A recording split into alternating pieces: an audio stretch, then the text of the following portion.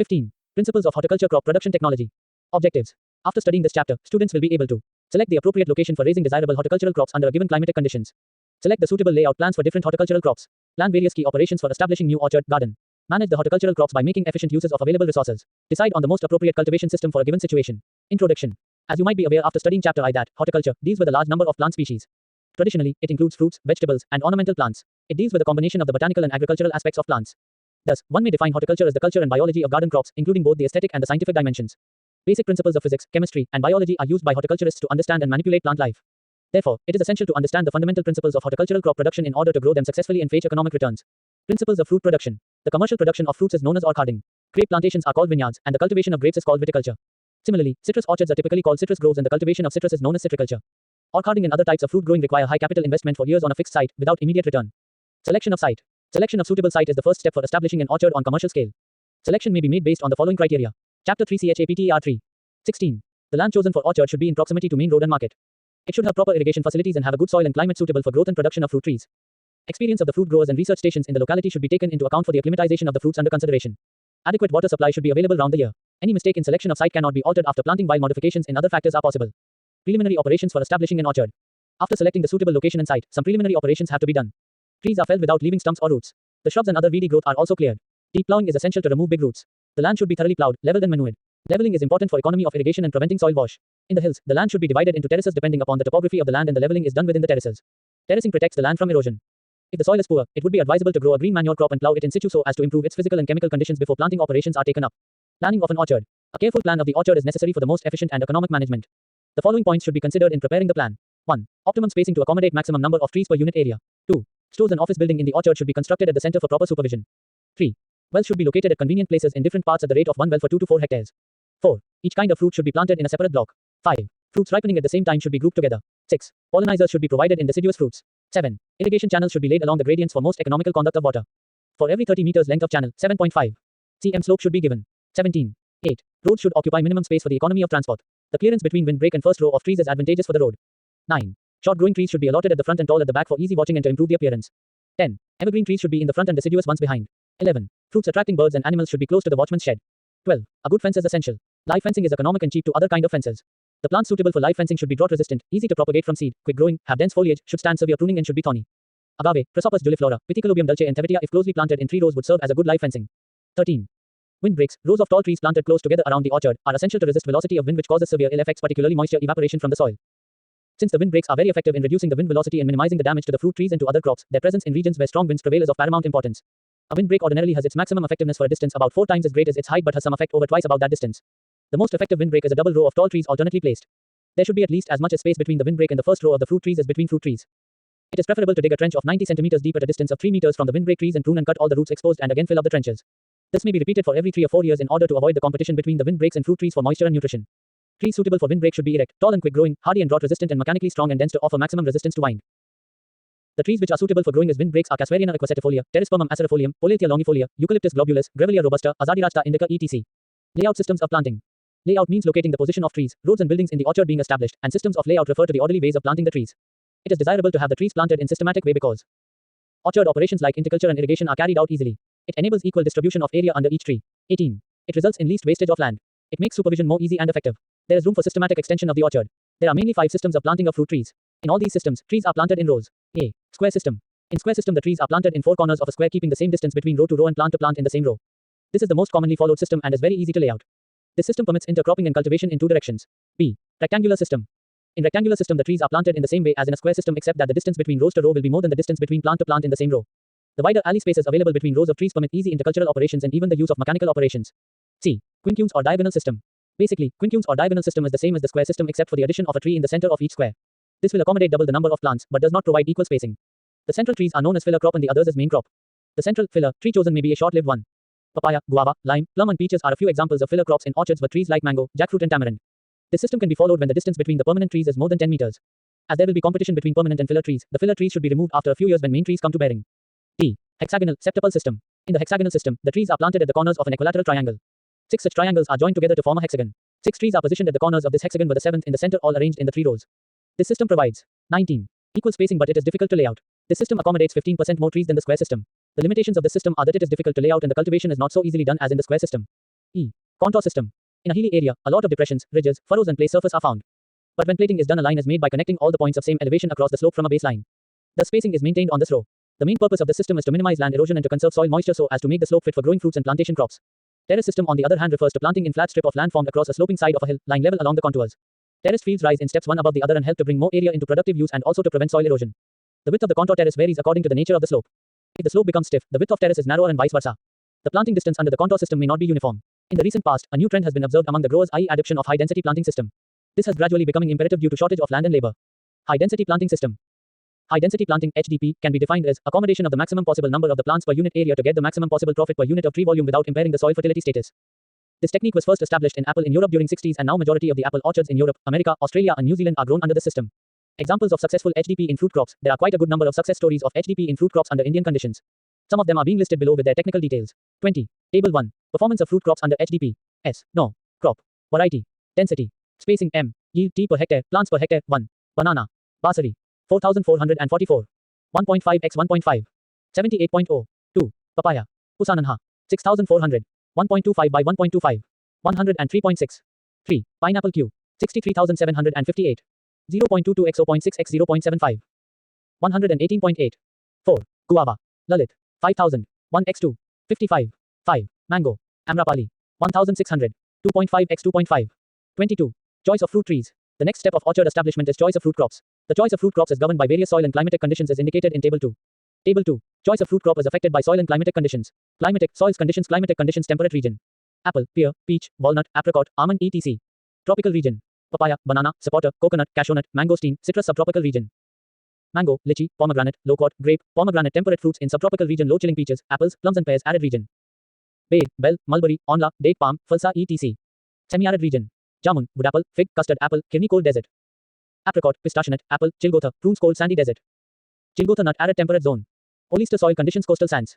Coconut sandy soils. Bay, date palm, fig, mulberry, falsa loamy soils. Most of the major fruit crops clay soils. Jamun alkaline soils. Guava, date palm, coconut, olive, falsa acidic soils. Raspberry, blueberry, fig, gooseberry salt affected soils. Date palm, bay, onla, bell. 21. All major fruits are clonally propagated by means of cutting, grafting, budding and micropropagation. In modern orcharding, fruit crops are grown as a composite plant. The upper part, which forms aerial part, is called as sign, while the lower part, which makes the root system, is termed as rootstock. In some cases, the third part, i.e. interstock, which is used for overcoming incompatibility between the sign and stock, is also employed. In most cases, the commercial varieties are used as sign, and the rootstock is of a different species or variety. Rootstocks are known to influence vigor, yield, early bearing, fruit size, and impart tolerance to various soil, climatic and pests and diseases. Some of the important rootstocks of fruit crops are being mentioned below. Table 3. Rootstocks of fruit crops. Fruit crop rootstocks. Apple. M9, M27, MM111, MM106. Pear. Jabber, Ziziphus namularia, Boradi, Z. rotundifolia. Citrus. Rancor lime, Karnakhatta, rough lemon, trifoliate orange, flying dragon. Grape. Salt Creek, Dogridge, Ripario, Temple. Guava. Cydium friedrichstalianum, P. pumilum. Mango. Kurukan, Olav, Velaikomban. Sapota. Kirni. Walnut. Paradox, Julens hinsi xj regia. Fig. Ficus glomerata. Spacing. The distance between trees and rows varies with climatic conditions, soil type, rootstock, cultural practices, training and pruning, system of planting, fruit crop and varieties to be planted. The most commonly followed spacing for commercial fruit crops are given below. Spacing M. Tree number, hectare. Fruit crop 2x2. 2500. Dwarf papaya, dwarf banana 3x3. 1111. Tall papaya, tall banana, grape 4x4. 625. Hazelnut 5x5. 400. Peach, pomegranate 6x6. 277. Citrus, apricot, almond. 22. 7x7. 204. Plum, guava 8x8. 156. Onla, bay, bell, lychee 9x9. 121. Sapota 10x10. 100. Mango, walnut, cherry 12x12. 68. Tamarind, pecan nut, jamun. Farm operations like pruning and training of trees and thinning of fruits are unique to pomology and are regular features of an orchard. Training, it is a physical technique that controls the shape, size, and direction of plant growth. Pruning, it is a judicious removal of plant part to improve shape, influence growth, improve flowering, fruitfulness and fruit quality or to repair injuries. Training systems. Training is practiced to give the shape or build strong framework of the tree in order to support maximum crop of good quality. Selection of training systems depends upon the agroclimatic situation of the region. Generally, tree training systems with open center or vase, central leader and modified leader system are followed for canopy management of fruit plants in different regions. Orchard cultivation. Orchard cultivation refers to the careful management of the orchard soil in such a way that the soil is maintained in a good condition suitable to the needs of the tree with least expenses. Methods of soil management practices. A. Clean culture. This type of cultivation is extensively followed in India. This involves regular plowing and removal of weeds. B. Clean culture with cover crops. This type of soil management involves raising of a cover crop or green manure after removing the weeds. In India, green manure crops like sun hemp, cowpea, daincha, lupins etc. are more commonly used. Legume cover cropping in grape, mango, guava and other fruit crops is becoming a common practice in the management of orchards. Cowpea and French beans grow well under guava and sapota tree. 23. C. Mulching. This is one of the important soil management practices. Crop residues like straw, cotton stalks, leaves, sawdust, pine needles, coir dust, added other materials like polythene films or certain special kinds of paper are spread in the tree basins and in interspaces between trees. Main objective of mulching is to conserve soil moisture and to control the weed growth. D. Sod. In this method, permanent cover of grass is raised in the orchard and no tillage is given. This type of orchard cultivation is followed in USA and Europe. A. Sod mulch. This is similar to sod, but the only difference is that the vegetation is cut frequently and the cut material is allowed to remain on the ground. Intercropping. Most of fruit crops are a slow-growing tree and takes at least 3-4 years to come to flowering and fruiting. Intercrop like legumes in pre-bearing stage of trees not only provide more income but also improve health of the trees. Vegetables or leguminous crops like pulses, beans, berseem, etc. can be successfully grown during the initial stages. The recommended intercrops for some important horticultural crops are given as under. Crop.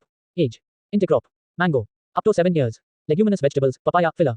Grapes. Up to 8 months. Snake gourd, a bitter gourd in Pandal. Apple, pears. Up to 5 years. Potato, cabbage. Banana. Up to 4 months. Sun hemp, onion. Tapioca. Up to 3 months. Onion, beans, lab, black gram. Turmeric. Up to 3 months. Small onion, coriander. Arecanut. Up to 10 years. Pineapple. Coconut. Up to 3 years. Banana, tapioca, vegetables. Multi-tier system of cropping. The system comprises of a combination of perennial and annual plant species as different components in the same piece of land arranged in a geometry that facilitates maximum utilization. 24. Of space in 4 dimensions, length, width, height and depth, leading to maximum economic productivity of the system. Certain horticultural plants like coconut and arecanut are grown for about 50 years in a particular land. It takes nearly 4 to 7 years for the above trees to reach the bearing stage. Adequate alley spaces, nearly 75%, are available in between these trees. Hence, these vacant spaces can be profitably used for raising other crops, thereby increasing the employment opportunities and profit. An ideal combination of crops for multi-tier cropping in coconut and arecanut plantations is as follows. Tier. Crop. First, top. Coconut or arecanut. Second, pepper trained over the trunk of coconut or arecanut trees. Third, cocoa or cloves planted at the center of 4 arecanut or coconut. Fourth, ground. Pineapple, ginger and dwarf coffee. Crop regulation. Fruit crops like guava and pomegranate has 3 main flowering and fruiting seasons or bahars, Ambe Bahar, spring season flowering, Mrig Bahar, June-July flowering, and Hast Bahar, September-October flowering. These crops flowers continuously when watered regularly. For commercial production, only one crop in a year is desirable. Therefore, by crop regulation, the tree is forced to rest and thereby produces profuse blossoms and fruits during the required bahar. Selection of the bahar depends mainly on the availability of irrigation water, risk of damage by diseases and pests and market factors. For bahar treatment, operations like withholding irrigations, root exposure, root pruning and spray of chemicals, TIA, Na or potassium iodide are practiced to induce leaf drop and cessation of growth during the period of the unwanted bahar. The recommended doses of fertilizer are applied immediately after pruning and irrigation is resumed. This leads to profuse flowering and fruiting. The fruits are ready for harvest 4 to 5 months after flowering. Principles of vegetable cultivation. As compared to orchard gardening, the vegetable industry is characterized by its flexibility. Because most vegetables are grown as annuals, shifts in cultivars and crops can be readily made. There are 3 main categories of vegetable production: home gardening, market gardening, and truck gardening. In addition, there are several small, specialized production types including vegetable forcing, production for processing and seed production. From ease in recommending the general cultivation practices, vegetable crops have also been classified based on method of cultivation. In this method, all the crops, which have similar 25 cultural requirements are grouped together. For instance, cucurbits, muskmelon, watermelon, bottle gourd, ridge gourd, cucumber etc., cole crops, cauliflower, cabbage, broccoli, root crops, beetroot, carrot, radish, bulb crops, onion and garlic not only have similar cultural requirements for the group but the crops in each group usually belong to same family. There are some principles required in the production of vegetable crops which are very important and well known to the grower. These principles are: 1. Production of vegetables does not involve a long time investment as does in the orchard of guava, mango, or apple. 2. Vegetable growers, farmers are not bound to produce the same crop each year like his counterparts who grow fruit crops. 3. Vegetable growing lacks the stability which is methodically developed over a period of years like an orchard does. Getting into vegetable production is a fast process and getting out may even be faster. 4. Vegetables can be grown by people with limited experience. Only skillful farmers sustain their vegetable production. 5. The land for production of vegetable crops is flexible and adjustable. It is much easier for vegetable growers, farmers to change production from one crop to another than for fruit crop grower. 6. Cooperative efforts and organizations are somewhat more difficult with vegetable crop producers than fruit growers. Vegetable grower, farmers have no long period for making plans. Vegetable production is seasonal. 7. Vegetable production requires more intensive production management per unit area and time. Vegetable nursery raising. Most vegetable species are grown from seeds, but some important ones, e.g. pointed gourd, colocasia, bassea, ivy gourd etc., are propagated by vegetative methods. Among those grown from seeds, a significant number, mainly those with small seeds, e.g. tomato, brinjal, cauliflower, cabbage etc., are usually first sown in nursery beds, boxes or containers and are transplanted at a later stage. Nursery raising have several advantages like economy of seeds, uniformity of growth and selection of vigorous and healthy seedlings for transplanting. Field establishment. Land preparation. In preparing land for vegetable production, factors such as ecological location, mode of cropping, season, crop disposition, and the type of vegetables to be grown. 26. Should be taken into consideration. The land should be first cleared off of existing vegetation followed by leveling and suitable tillage operations. Planting. Vegetables can be propagated either by direct sowing or by transplanting methods. Direct sowing. Vegetables are sowed either by broadcasting or by seed drilling methods. In broadcasting, seeds are spread over the prepared land by throwing small quantities of the seeds into the air close to the surface of the prepared land. This is followed in Celosia and Amaranthus. Seed drilling method is followed for planting small seeded vegetables in rows. Shallow furrows are made at the spacing recommended for the crop and the seed drilled along the furrows. This method can also be used for some leafy vegetables such as Celosia and Amaranthus. Transplanting method. Vegetable seedlings are first raised in the nursery for a required period of time before they are transplanted on the field. Seedlings are transplanted in the morning or in the evening to avoid transplanting shock.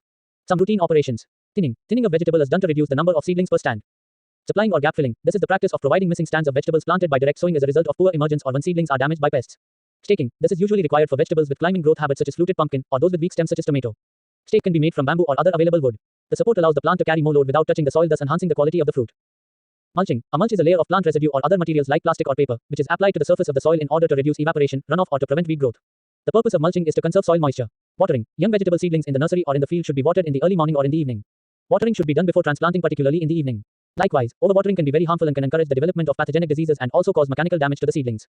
Fertilizer application. Vegetables must be provided with ample supplies of nutrients such as nitrogen. Application of N fertilizer has been shown to increase yield. In some tropical leafy vegetables, fertilizers such as FYM and other sources of P and K can be applied as pre-plant basal dressing or after the plants have become established as post-planting application. 27. Weeding. Weeds can be managed using cultural, physical, chemical and biological methods. Weed seeds and rhizomes can be killed using physical method during land preparation by burning. Mulching of soil can also smother weeds. Hoeing, pulling and roguing are carried out during the early stages of growth. Chemical weed control is applied in commercially grown vegetable crops. Principles of flower cultivation. In a garden there are certain operations that are to be followed judiciously for successful cultivation of ornamental plants. Most of these operations, such as transplanting, pruning, pinching, etc., are of vital importance for the growth of the plants. Some other operations, such as topiary or shearing of hedges, are designed to enhance the ornamental or aesthetic value of the plant material. Some routine operations. Soil sterilization. This is an essential operation to eliminate soil-borne diseases caused mainly by fungi. Soil can be sterilized with 2% formalin or formaldehyde. The formalin solution is mixed thoroughly with the soil and this is covered with tarpaulin or gunny bag for 48 hours. Some fungicides such as benlate, kaptan, bavistin, brassicol, and bletox 0.1 to 0.2% solution are also used for soil sterilization. Seed sowing. Sowing of seed is an important operation for annuals, biennials, and some herbaceous perennials, as seeds of most of them are very minute and need special care during sowing. The seeds of trees are quite bold and do not require as much care as is required for annuals. Pricking. Pricking out, also known as thinning out, means removing the seedlings from their original container and replanting into individual pots or transferring into beds to give them more growing space. Planting and transplanting. Planting and transplanting are two important operations. The time of planting depends on the climate of the area. Deciduous plants are transplanted during the dormant season when they are in leafless condition. This is done only on the hills and at places having cold winter. The other season of planting is spring when new growth takes place, provided the plants can be given sufficient care and irrigation during the ensuing summer. Under Indian conditions, the best period is to transplant during the rainy season, provided there is no waterlogging. The pits should be dug before the rain start. Planting of shrubs and trees. During digging the pits for planting, the surface soil should be kept separately and not to be mixed with the rest of the soil. After digging the pit, the soil is 28. Return to the pit mixed with the requisite quantity of manure, the surface soil going on the top. While planting, a small hole is made at the center of the pit and the plant is placed with the ball of earth. The plant should not be placed deeper than when it was in the nursery. After transplanting, the earth around the root should be finned thoroughly. A basin should be made on the ground around the plant for watering. Transplanting. There are generally 4 types of transplanting in a garden. 1. Transplanting a potted plant to ground. 2. Transferring a potted plant to another pot. 3. Potting a ground plant. And 4. Transplanting of large trees and shrubs from the ground to another suitable location poses problems. For lifting very large trees, the help of tree lifters or cranes and trucks will be needed. Shading. Shading and protection of plants is an important operation in a garden, especially in places having hot summers and severe winters. The newly planted seedlings or plants need shade from the scorching summer sun. In places where frost is likely to kill the plants, these should be given proper protection. The seedlings in the nursery also need shading. Stopping or pinching. The operation of pinching or stopping involves the removal of the growing point of a shoot along with a few leaves. The two main purposes of this operation are to encourage branching to produce a bushy growth, and or the production of flower buds on the branch which is pinched. Pinching is done mostly in annuals and herbaceous perennials and is hardly required for any flowering trees. The plants which need pinching include dahlia, chrysanthemum, carnation, brachicum and marigold. Day shooting. Day shooting involves the removal of shoots that are not wanted. Some flowering annuals and herbaceous perennials produce numerous side shoots and if all of them are allowed to flower, the size and quality of the flowers will be greatly reduced. Day shooting of carnations grown for cut flower trade and chrysanthemum for exhibition purposes are common practice. Defoliation. The removal of foliage is known as defoliation. This is done mainly with a view to induce flowering in certain plants. Sometimes, this can also be done to reduce transpiration loss during periods of moisture stress and also during transportation of certain plants such as roses. Defoliation can be achieved by the removal of leaves by hand or by the use of chemicals and by withholding water. In jasmine, it is a common practice to defoliate the plants after pruning just prior to the flowering season. Staking. Plants in the garden, either in pots or on ground, need support at least for a part of or throughout its life. Stakes may be of various kinds. The most common stakes used in India are made of either whole bamboo or split bamboo of various sizes depending upon the type of plants to be staked. Some other types of stake which are commonly available under Indian 29 conditions and can be used as stakes for herbaceous plants are the dried stems of jute, cotton and pigeon pea. Pruning. The planned removal of branches, twigs, limbs, shoots, or roots is termed as pruning. Even the removal of a dried flower can be termed as pruning. Each pruning is done with a view to increase the usefulness of a plant. Wintering. This may be considered as an alternative to root pruning. In hotter parts of India, it may not be wise to resort to root pruning. In such places, ornamental plants are wintered. During resting period, the water supply to the plant to be wintered is stopped for a few days and the roots are exposed to the sun by removing the surface soil around the trunk. After wintering, the roots are covered with the same soil enriched with farmyard manure and copiously watered. Clipping or cutting of hedges and edges. To keep the hedges in symmetry, good health, and beauty, constant vigilance and regular shearing or pruning are needed. A sharp pair of pruning shears is used for clipping the herbaceous twigs. But to cut woody branches, secateurs or pruning saws will be required. Topiary. The art of clipping and shearing shrubs and small trees and sometimes even herbaceous perennials into ornamental or abstract shapes is known as topiary. The term is derived from the art topiaria meaning ornamental gardening. Shapes such as globe and dome can be given without the help of any prefabricated molded biomodel. But difficult shapes such as bird, animal, etc. are to be obtained by preparing a rough outline with wires and then training the shrub along the frame and clipping carefully over years to get the desired shape. Activity, exercise.